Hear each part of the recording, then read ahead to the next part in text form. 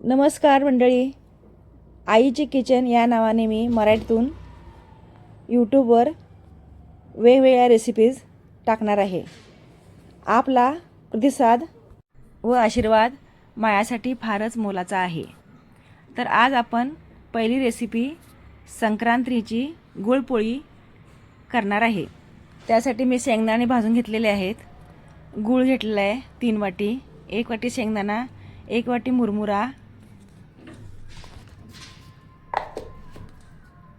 3 वाटी गूळ, तीळ 1 वाटी,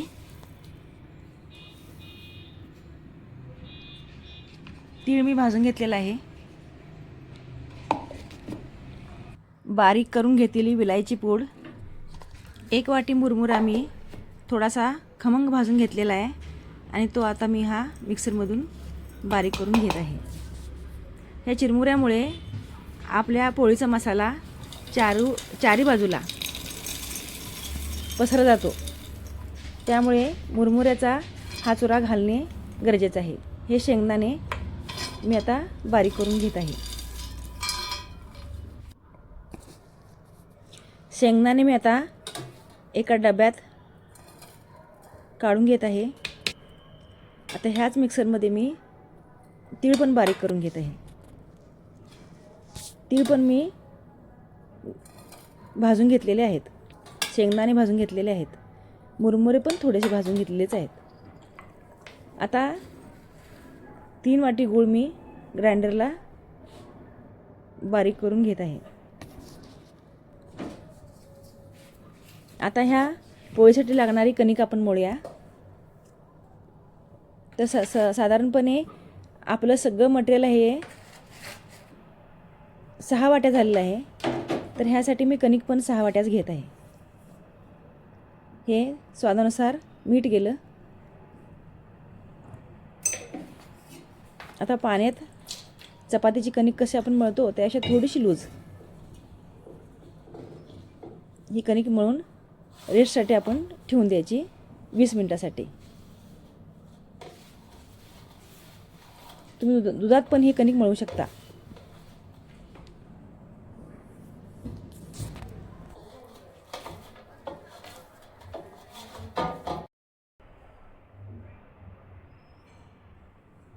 कणिक मळून झाली की वरतून तेल लावायचं आहे आपल्याला. तेल लावून ह्याला आणखीन थोडंसं मळून घ्यायचं आणि मग रेस्टसाठी ठेवून द्यायचं. ही कणिक आपण जेवढी जास्त लवचिक बनवेल तेवढ्या आपल्या पोळ्या चांगल्या येतात.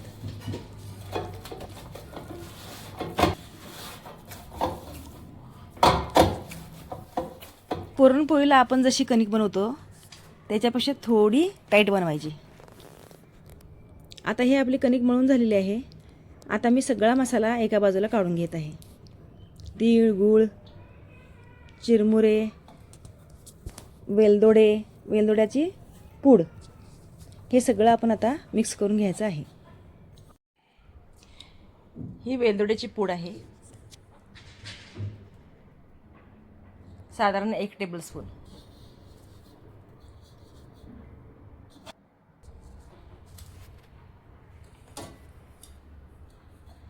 हा कूट आहे आपला शेंगदाणा तिळाचा.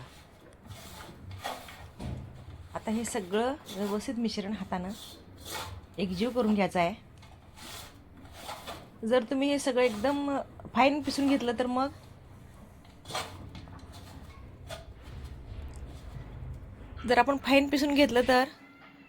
खाताना एवढं काय विशेष वाटत नाही. पण थोडंसं दरदरं ठेवलं की दाताखाली ह्या सगळ्याचं एक क्रंचीपणा असतंय. ते एकदम छान टेस्ट देते बरं. त्यामुळं आतला मसाला थोडा दरदरा आपण वाटायला पाहिजे. आता मी ह्या पोळ्या करायला घेत आहे. हा एवढा उंडा झाला की ह्याच्यात मसाला भात.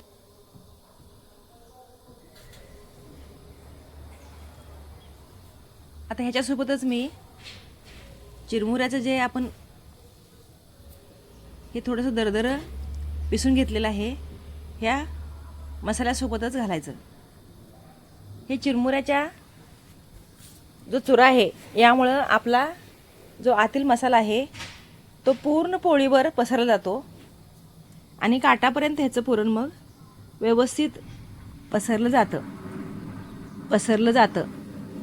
म्हणून चिरमुऱ्याचा थोडंसं गरम करून ते आपण ग्राइंडरला लावून घ्यायला पाहिजे. ही पोळी